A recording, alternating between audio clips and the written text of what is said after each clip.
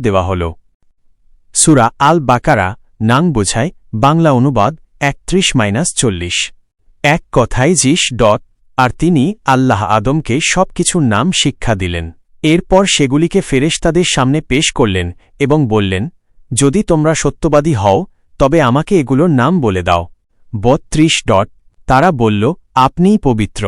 আপনি আমাদের যা শিক্ষা দিয়েছেন তা ছাড়া আমাদের আর কোনো জ্ঞান নেই। নিশ্চয়ই আপনিই সর্বজ্ঞ, প্রজ্ঞাময়। 33. তিনি বললেন, হে আদম, তুমি এদেরকে এগুলোর নাম বলে দাও। যখন সে এদেরকে এগুলোর নাম বলে দিল তখন তিনি বললেন, আমি কি তোমাদেরকে বলিনি যে আকাশ ও পৃথিবীর সমস্ত গোপন বিষয় আমি জানি এবং তোমরা যা প্রকাশ করো ও যা গোপন রাখো তাও আমি জানি। 34.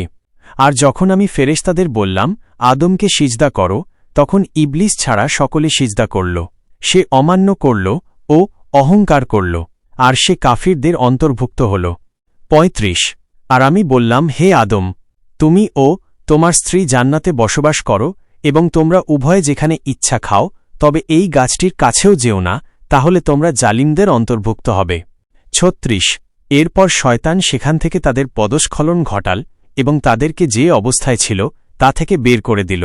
আমি বললাম, তোমরা নেমে যাও, তোমরা একে অপরের শত্রু এবং পৃথিবীতে তোমাদের জন্য রয়েছে নির্দিষ্টকালের আবাস ও ভোগ উপভোগের সামগ্রী।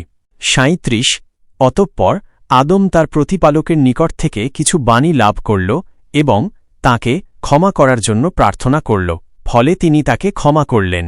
নিশ্চয়ই তিনি অতি ক্ষমাশীল, পরম দয়ালু। 38.